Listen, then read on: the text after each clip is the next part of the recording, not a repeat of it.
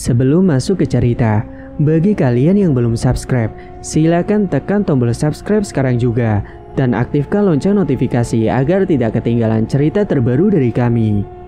Dan tak usah lama-lama, ini dia ceritanya. Selamat mendengarkan. Cah, Ica, tolong jangan pergi, Cah, teriak Ipul. Ica yang meninggalkan rumahnya dengan membawa koper besar dan juga membawa anaknya yang masih berusia 5 tahun, yaitu Rama. Cah, aku mohon beri aku kesempatan sekali lagi untuk memperbaiki semuanya, Cak, kata Ipul. Sudahlah Mas, kamu sudah memilih wanita itu dan sudah menikah siri dengannya secara diam-diam. Sakit Mas hatiku, ucap Ica. Aku mohon Cak, kita jangan pisah ya, kata Ipul. Aku tidak mau kehilangan kamu, tapi aku juga mencintai Bella. Jadi aku mohon kau bisa menerima Bella ya, tambahnya. Dasar serakah kamu ya Mas, emangnya aku dianggap apa Mas? Cadangan, ucap Ica. Bukan begitu Cak maksudku, maksudnya aku punya istri 2 Cak, tolong izinkan ya Cak, kata Ipul seenaknya. Enak aja, daripada di madu mendingan aku pisah sama kamu Mas, jawab Ica. Ica pergi meninggalkan Mas Ipul dari rumah dengan membawa Rama dengan taksi yang dipesannya di depan rumah. Ipul bekerja di sebuah perusahaan yang berada di kotanya. Dia menjabat sebagai quality control. Ipul merupakan orang yang sangat rajin dalam bekerja. Sampai akhirnya Ipul diangkat jabatan menjadi sekretaris yang ada di kantornya. Ipul sangat senang karena usaha kerjanya selama ini tidak sia-sia. Ini semua juga berkat doa istrinya yang selalu setia dan sabar menemani Mas Ipul baik suka dan duka. Mas Ipul dan Mbak Ica masih ngontrak, belum memiliki rumah sendiri karena keterbatasan biayanya. Uang kehidupan sehari-harinya saja masih susah, serba kekurangan, apalagi untuk kepikiran buat beli rumah. Uang yang diberikan dari Mas Ipul juga pas-pasan untuk bayar kontrakan, untuk makan sehari-hari kadang juga kurang. Sampai pernah Ica, Mas Ipul, dan anaknya tidak makan sehari, hanya minum air putih saja. Namun seiring berjalannya waktu, dengan jabatan Mas Ipul yang sekarang, sedikit demi sedikit, gaji yang didapat lumayan banyak dan bisa untuk menabung. Sampai akhirnya Mas Ipul bisa membeli rumah sendiri. Mas Ipul membeli rumah di daerah komplek perumahan elit. Siapa sangka yang tadinya hidup pas-pasan bisa jadi kaya raya, karena rezeki sudah ada yang ngatur. Mas Ipul juga bisa membeli mobil sendiri untuk dipakainya saat dia berangkat bekerja. Sore hari tiba, waktunya Mas Ipul pulang dari kantornya. Ica menyambut Mas Ipul di depan pintu rumahnya dengan senyum manisnya. Saat Mas Ipul sampai di rumah, Ica langsung menjabat tangan suaminya itu dan membawakan tas kantor milik Mas Ipul ke dalam rumah. Kamu mau langsung mandi gak Mas? Aku siapin air hangat ya Mas. Iya boleh. Sembari menunggu Ica siapin air hangat, Mas Ipul bermain dengan Rama di depan ruang televisi. Kamu lagi main apa nak? Ayah boleh ikut gak? Mainan Lego ya? Boleh dong ya, jawab Rama. Mas Ipul menemani Rama bermain untuk menghilangkan rasa penatnya setelah seharian bekerja di kantor. Mas, itu udah siap air hangatnya. Mandi dulu sana, ujar Ica. Ayah mandi dulu ya, nanti kita lanjut lagi, oke? Kata Mas Ipul. Oke Pak, jawab Rama. Malam harinya, Ica memasak nasi goreng kesukaannya Mas Ipul. Harum sekali baunya sampai kamar dek. Masak nasi goreng ya? Tanya Mas Ipul yang menghampiri Ica di dapur. Iya Mas, nasi goreng kesukaanmu, jawab Ica. Wah, pasti enak ini buatan istriku, jawab Mas Ipul memuji. Udah lapar ya Mas, sabar ya, sebentar lagi matang ini. Mas Ipul pun menunggu nasi gorengnya matang. Dia duduk di tempat makan bersama dengan Rama. Beberapa menit kemudian, nasi goreng kesukaannya akhirnya siap dihidangkan. Mereka semua sangat menikmati makan malam bersama dengan suasana yang hangat. Tiba-tiba saja hujan turun dengan disertai guru guntur petir yang mengkilat di langit, serta hawa dingin telah merasuk tubuhnya. sehingga membuat mereka masuk ke kamar. Saat sampai di kamar dan ketika hendak tidur, lampu rumahnya tiba-tiba padam. Keesokan harinya, seperti biasa, Mas Ipul berangkat bekerja dengan mengendarai mobilnya, sedangkan Ica sibuk dengan kegiatan rumahnya. Hari ini ada karyawan baru di kantor tempat Mas Ipul bekerja. Namanya Bella. Dia sangat cantik dan seksi. Bella menjabat sebagai sekretaris sama seperti Mas Ipul. Meja kerjanya juga bersebelahan. Bella belum menikah. Parasnya yang cantik membuat semua mata laki-laki yang meliriknya jadi tertarik padanya. Mas Ipul berkenalan dan berbahasa basi dengan Bella untuk meminta nomor HP-nya. Dengan alasan siapa tahu nanti ada urusan pekerjaan yang penting, jadi bisa kerjasama. "Hai, namamu siapa? Aku Ipul," tanyanya dengan menjulurkan tangan untuk bersalaman. "Oh, Ipul, aku Bella," jawabnya. "Aku boleh minta nomor HP kamu gak? Siapa tahu nanti kita ada meeting, jadi kita bisa kerjasama," kata Mas Ipul basa-basi. "Iya boleh, ini nomor HP-ku," kata Bella menyodorkan HP-nya kepada Mas Ipul. Hari-hari berlalu, Mas Ipul dan Bella semakin dekat. Mereka saling mengirim pesan setiap harinya, seperti dua orang yang sedang berpacaran. Siang hari, saat jam istirahat kantor, Mas Ipul mengajak Bella untuk makan siang bersama di luar. "Bel, ayo kita makan di luar, mau gak?" tanya Mas Ipul. "Iya mau mas, bentar ya, aku selesaikan dulu pekerjaannya," jawab Bella. "Oke Bel, mau bentar mau lama aku akan bersedia nungguin kamu," gombal Mas Ipul. "Apaan sih kamu mas, gombal deh," kata Bella senyum-senyum. Setelah menunggu sekitar 10 menit, akhirnya Bella selesai juga menyelesaikan pekerjaannya. Mereka pun pergi keluar untuk cari tempat makan. Di kafe dekat kantornya, mereka pun makan siang bersama. Saat makan siang, mereka saling bercerita dan bercanda bersama. Singkat cerita, sore hari waktu pulang kerja, Mas Ipul menawarkan Bella untuk diantar pulang. "Bel, aku anterin pulang ya," tawarnya. "Gak usah mas, aku bisa pulang sendiri kok," kata Bella. "Udahlah, gak apa-apa, sesekali juga aku anterin kamu," ucap Mas Ipul. "Ya udah kalau mas maksa," jawab Bella. "Aku tungguin di parkiran ya, nanti kamu ke sana, awas aja kalau gak ke sana." "Iya ya mas, bawel," kata Bella. Akhirnya mereka pulang bersama, tapi sebelum pulang mereka mampir terlebih dahulu di taman. "Loh kok ke taman mas? Mau ngapain? Katanya mau anterin pulang," tanya Bella. "Iya, nanti aku anterin pulang. Kita mampir dulu di sini, menikmati senja," kata Mas Ipul.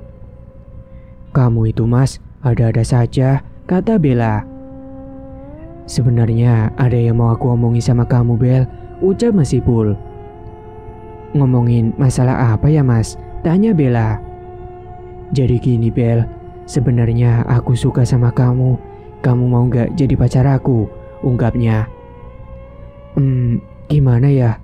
Sebenarnya aku juga ada rasa sih mas sama kamu," kata Bella. "Terus gimana Bel? Jawab dong, mau gak?" cecar Ipul. Iya mas, mau," jawab Bella. Bella menerima cinta dari Mas Ipul, karena yang Bella tahu Mas Ipul masih single belum menikah. Mereka sudah resmi berpacaran. Mas Ipul dan Bella juga sering jalan bareng ke mall, makan bareng di kafe atau restoran. Ica yang merasa aneh dengan sikap suaminya akhir-akhir ini. Mas Ipul lebih sering pergi, jarang di rumah, dan setiap di rumah sibuk dengan HP-nya, tidak pernah mengajak bermain anaknya sendiri. Setiap malam, Ica melihat tingkah Mas Ipul yang selalu senyum-senyum sendiri saat melihat layar HP-nya, seperti anak muda yang sedang dimabuk cinta. Namun Ica tidak mencurigai Mas Ipul. Seiring berjalannya waktu, Mas Ipul jarang pulang ke rumah dengan alasan ada tugas di luar kota. Namun ternyata selama ini Mas Ipul sudah menikah siri dengan Bella. Mereka selalu menginap di hotel untuk beberapa hari. Hingga suatu ketika, kebohongan itu terungkap dengan sendirinya. Mas Ipul saat tidur selalu bermimpi dan memanggil-manggil nama Bella, membuat Ica menaruh rasa curiga kepada Mas Ipul. Ica membuka pesan yang ada di HP-nya Mas Ipul. "Suamiku, besok kita nginap lagi ya. Begitulah kira-kira isi pesannya. Ica sontak terkejut melihat pesan yang bertuliskan suamiku. Hatinya langsung hancur berkeping-keping. Dan tidak menyangka selama ini suaminya telah berselingkuh, bahkan sudah menikah. Keesokan harinya, Ica membawa koper besar dan membawa Rama anaknya keluar rumah. Namun Masipul mencegahnya untuk pergi. Setelah perdebatan terjadi, akhirnya Ica dan anaknya meninggalkan Masipul dan mereka akhirnya bercerai. Beberapa bulan kemudian setelah mereka bercerai, sekarang Ica sudah memiliki kekasih baru, namanya Wandi. Kekasihnya ini seorang duda kaya raya. Wandi sangat mencintai Ica dan Rama. Suatu ketika, Ica dan Wandi sedang jalan berdua dan makan bakso di pinggir jalan. Meskipun Wandi pengusaha kaya raya, dia tidak malu makan di pinggir jalan. Memang Wandi orang yang sangat sederhana, itu yang membuat Ica jatuh cinta.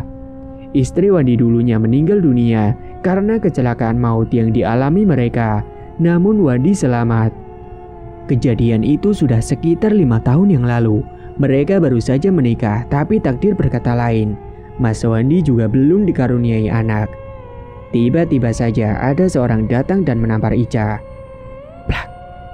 Aduh, sakit, rintih Ica. Karena Wandi tidak terima, dia menampar kembali pada Masipul. Plak. Maksudmu apa nampar aku, Mas? Tanya Ica. Ngapain kamu sama laki-laki ini ya? Jawab Masipul. Dia pacar aku, apa urusanmu Mas? Kita udah cerai, jawab Ica. Kamu milikku, kamu gak boleh sama laki-laki lain, kata Ipul dengan entengnya. Hah? Gak salah Mas, kamu aja lebih milih Bella kan? Kata Ica. Aku udah bercerai dengan Bella, ini aku lakukan demi kamu, kata Masipul. Padahal sebenarnya Masipul dan Bella belum bercerai, dia hanya beralasan saja. Tapi maaf Mas, aku sudah gak bisa sama kamu lagi, jawab Ica. Singkat cerita, Masipul yang tidak terima kalau Ica akan menikah dengan laki-laki lain. Akhirnya Masipul memiliki rencana jahat kepada Ica, yaitu dengan menyantetnya. Masipul mendatangi dukun terkenal yang ada di desanya, namanya Bagalu. Dia sangat mumpuni dan disegani di desanya. Aku tidak terima Mbah dengan mantan istriku, dia bersama laki-laki lain. Pokoknya aku ingin dia disantet Mbah, aku ingin dia menderita dan sakit. Kalau begitu, serahkan dulu maharnya. 1 nyawa 20 juta, ucap Bagalu. Ini Mbah uangnya, 20 juta. Saya Mbah, ujar Ipul dengan menyodorkan uang. Apa kamu sudah membawa syaratnya? Tanya Bagalu. Syaratnya apa ya Mbah, kalau boleh tahu? Kata Masipul. Foto dan rambut milik target, kata Bagalu. Oh, iya ini Mbah, ada, sudah saya siapkan dari rumah, jawab Masipul.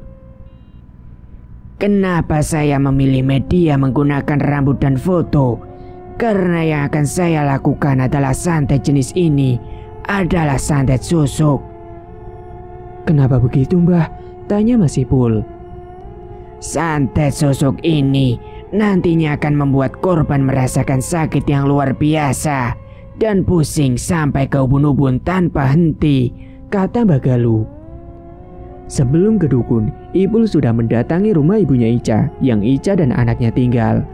Masipul masuk ke dalam kamar Ica secara diam-diam saat Ica sedang merantau, dan saat itu juga anaknya sudah tertidur pulas. Sedangkan Buning, dia sedang mandi. Itu yang membuatnya leluasa untuk masuk ke dalam kamarnya. Di dalam kamar Ica, Masipul mengambil sisir Ica yang ada di meja rias. Kebetulan ada sisa rambut yang rontok di sisir. Sesaat percakapan mereka, Bagalu melakukan ritual dengan mulut yang berkomat-kamit. Entah apa yang dibacakannya. Di atas dupa atau kemenyan yang sudah dibakar, dan banyak sesajen di sampingnya yang entah untuk apa fungsinya. Dan foto yang diberikan kepada Bagalu, lalu diikat dengan boneka pocongan dan ditusuk-tusuk jarum pada bagian perut boneka pocongan itu. Ica sekarang bekerja di pabrik dengan sahabatnya Diva.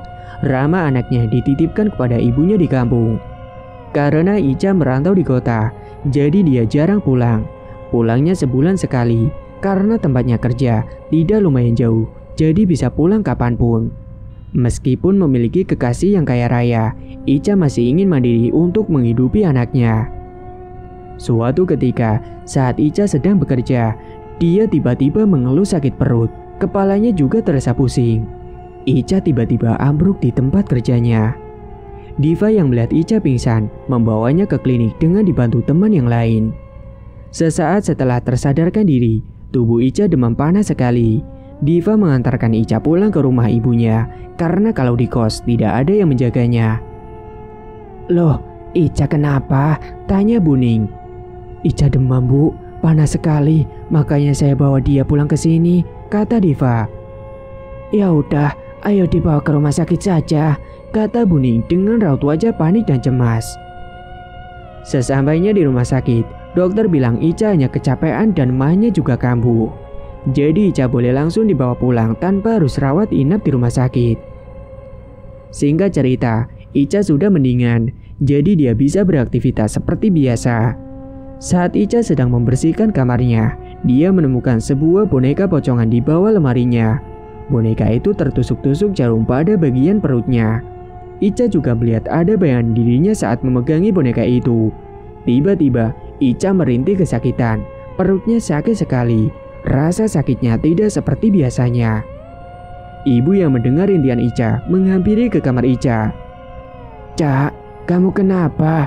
Kok kesakitan gitu kelihatannya?" tanya Buning. Gak apa-apa kok, Bu," jawab Ica berbohong. Karena dia tidak ingin ibunya khawatir dengannya dan harus repot merawatnya. Ica sempat berpikir tentang boneka pocongan itu dengan dirinya yang kesakitan pada perutnya dan kepalanya yang selalu pusing. Namun ia tepis pikiran itu dalam otaknya. Masipul akhir-akhir ini selalu datang ke rumah Buning hanya untuk bertemu dengan Ica. Namun Ica yang sudah sangat muak dan benci dengan Mas Ipul, dia tidak mau bertemu atau bahkan hanya bertatap muka saja, dia tidak mau. Mas Ipul hanya bertemu dengan ibunya dan membujuk ibunya agar dirinya bisa kembali rujuk dengan Ica. Ibunya tidak pernah merespon perkataan dari Mas Ipul. Karena Buning sudah tahu kelakuan bejat mantan menantunya itu. Tapi Mas Ipul masih selalu memberi uang untuk anaknya. Saat malam hari, Ica terbangun pada waktu dini hari. Ica ingin minum air putih karena tenggorokannya terasa haus. Namun setelah dari dapur, lampu tiba-tiba padam. Ica terpaksa harus meraba-raba tembok menuju jalan ke kamarnya. Sampai Ica, kakinya terbentur meja, bahkan mau jatuh tersandung. Sesampainya di kamar, Ica merasa hawanya dingin dan di dalam kamar Ica merasa ada yang memperhatikannya. Entah siapa, tapi Ica merasa ada sosok di kamarnya. Ica juga merasakan ada sosok yang tidur di sampingnya dengan hembusan napas. Membuat Ica merinding ketakutan. Tiba-tiba saja, leher Ica terasa seperti dicekik dan perutnya sakit sekali. Seperti ditusuk-tusuk jarum dengan dibakar api yang sangat panas. Kepalanya juga pusing sekali, hingga berkunang-kunang. Lampu yang tadinya padam seketika menyala. Ica celingak-celinguk mencari ke arah kamarnya. Ternyata tidak ada siapa-siapa. Yang mana membuat Ica merasa lega. Dia berjalan untuk mengambil obatnya yang ada di meja pojok kamarnya. Dengan jalan terbata-bata karena menahan rasa sakit pada perutnya. Keesokan harinya, Ica kembali ke kota tempatnya dia bekerja. Karena tidak enak kalau cuti lama-lama. Walaupun sakitnya selalu kumat, tapi Ica tidak memperhatikan rasa sakitnya kepada teman-temannya. Dia pendem sendiri, hingga saat sedang di dalam kosan, Ica merintih kesakitan hingga teriak-teriak. Diva tetangga kosnya yang termasuk sahabatnya, penasaran dan cemas dengan Ica. Karena diketuk-ketuk pintunya dan dipanggil-panggil namanya dari luar, Ica tidak merespon apapun. Diva minta bantuan kepada satpam kosan untuk mendobrak pintunya Ica. Diva mendapati Ica sudah jatuh pingsan di lantai. Wajahnya pucat dan badannya panas sekali. Diva mencoba membangunkan Ica dan akhirnya Ica tersadarkan diri. "Cak, kamu sakit apa? Kita ke rumah sakit ya," tawar Diva. Enggak apa-apa, gak apa-apa. Aku hanya mah dan pusing," kata Ica. "Ya udah, kau minum obat dulu ya," jawab Diva. Sahabat Ica yang takut terjadi apa-apa dengan Ica, dia akhirnya menginap di kamarnya Ica untuk membantunya jika dia perlu apa-apa. Seminggu setelah sakitnya Ica, ia sudah sembuh.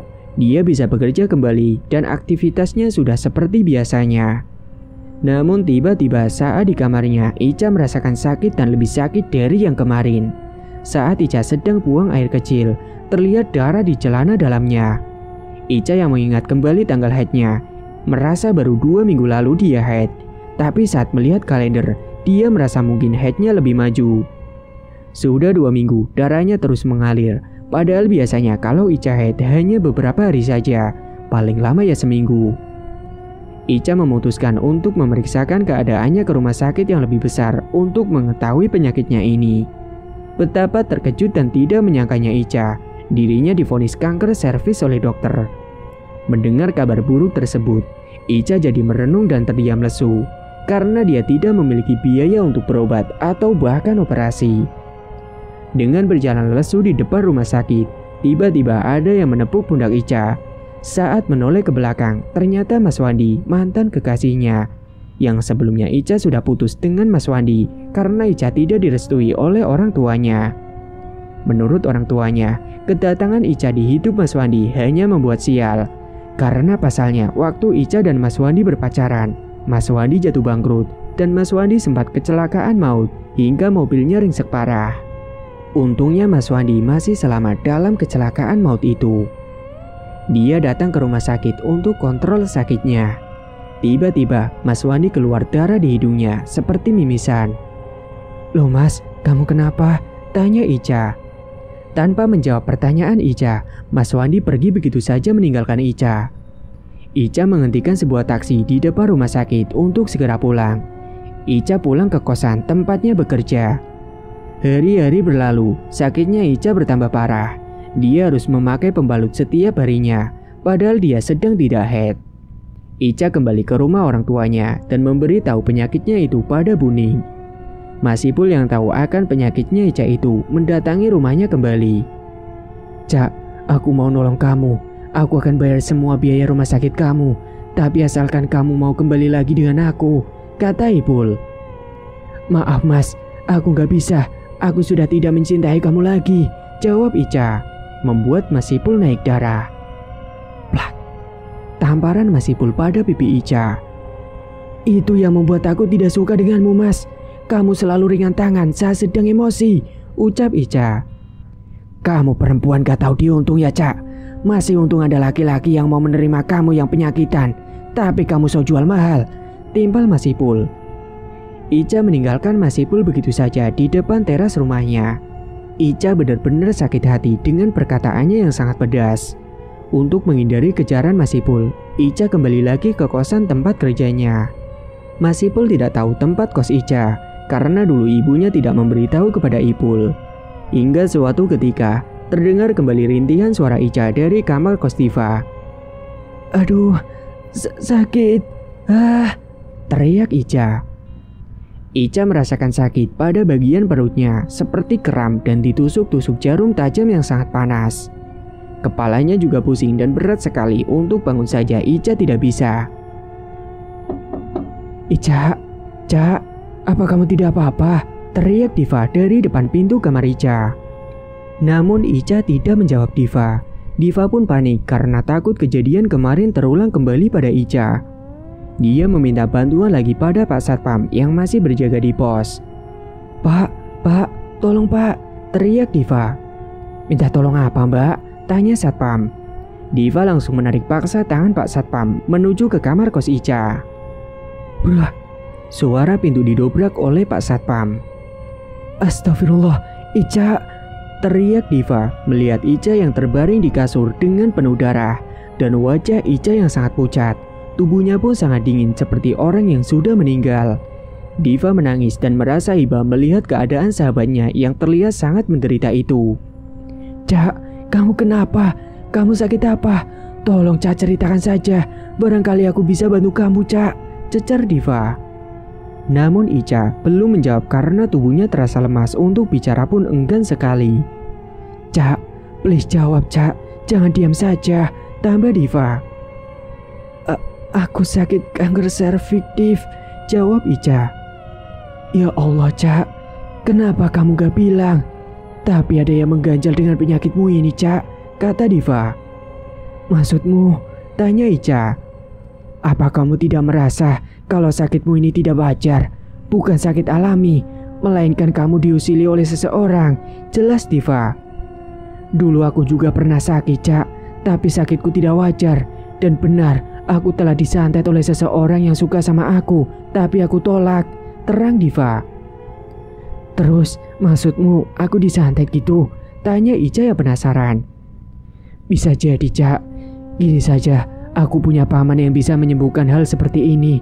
Besok kita datang ke pamanku aja ya, Cak, jelas Diva.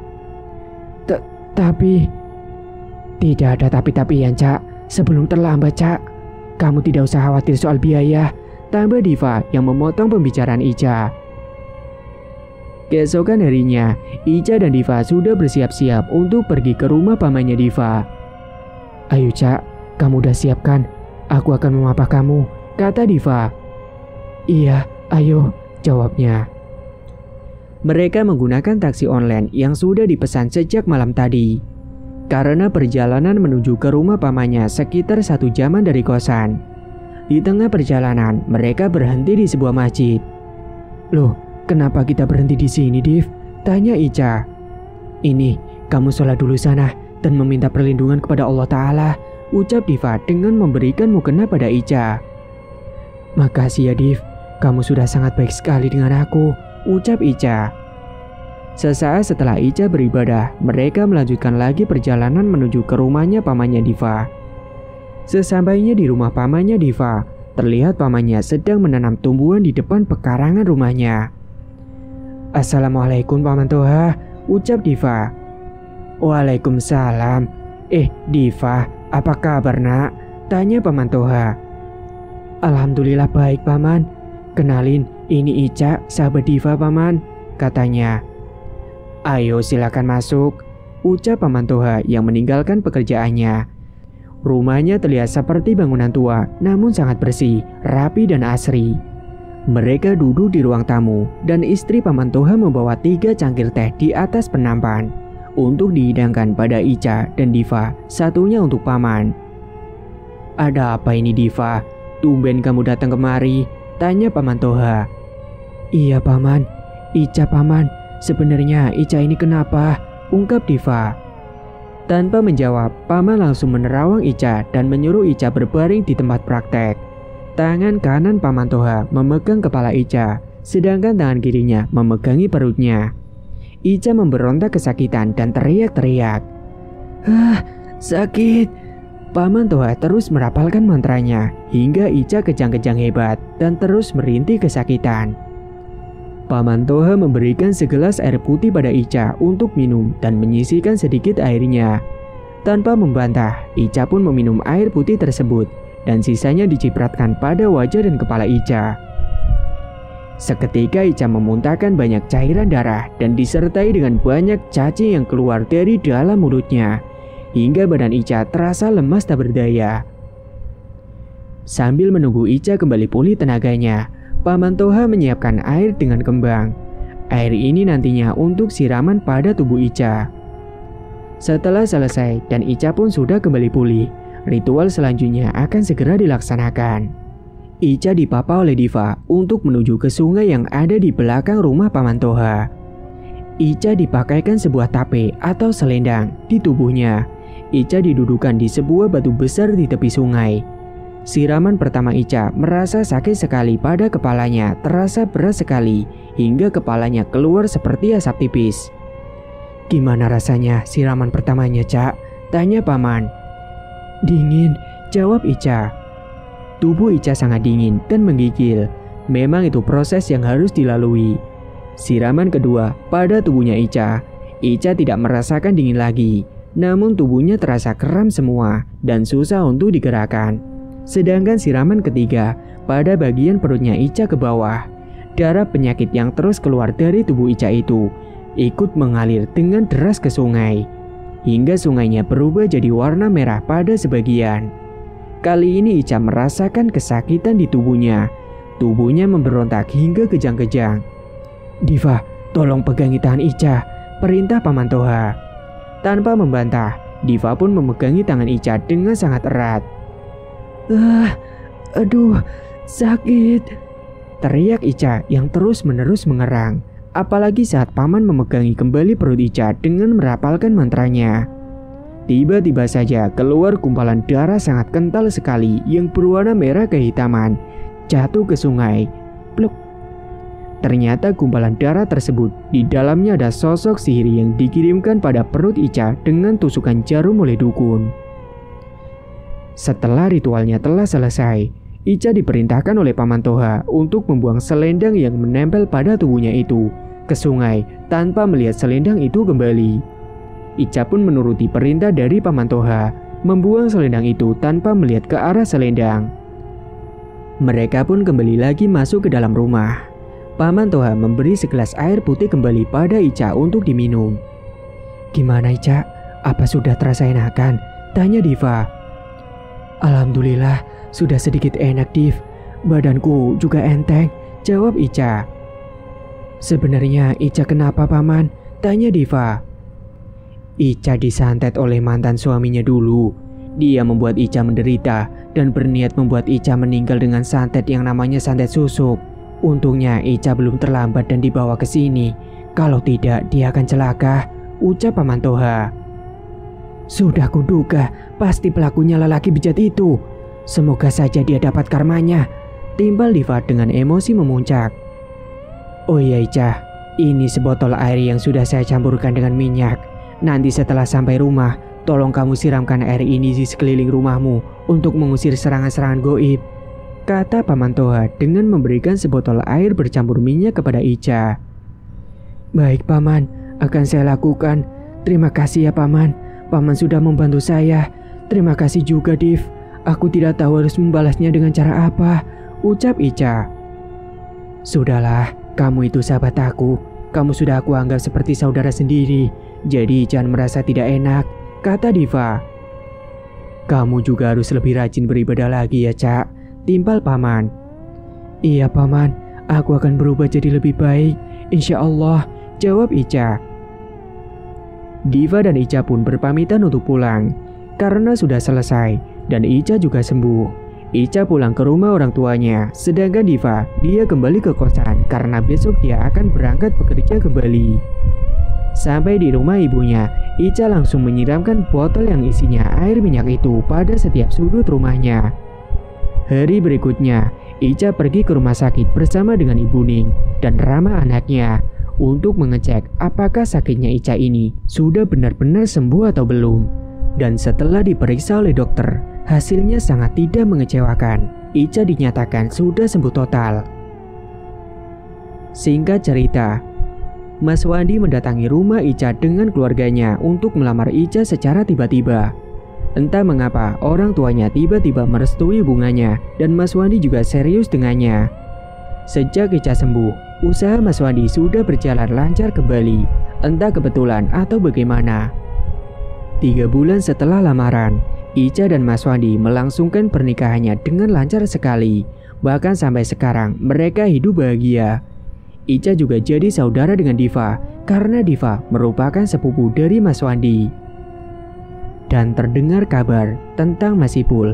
Dia dikabarkan mengalami kecelakaan saat sedang mengendarai mobil bersama dengan Bella. Keduanya tewas di tempat karena mobilnya jatuh ke dalam jurang yang cukup dalam hingga mobilnya meledak. Buam. Semoga kita bisa mengambil hikmah dari cerita kali ini.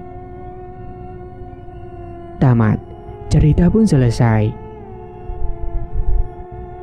Bagi teman-teman yang suka mendengar cerita kali ini, dukung channel ini dengan cara klik subscribe dan aktifkan lonceng notifikasinya dan tinggalkan jejak di kolom komentar. Dan bagi teman-teman yang punya cerita dan ingin mengirimkan cerita, bisa kirim langsung ke kontak yang sudah disediakan. Terima kasih sudah menyimak hingga akhir. Wassalamualaikum warahmatullahi wabarakatuh.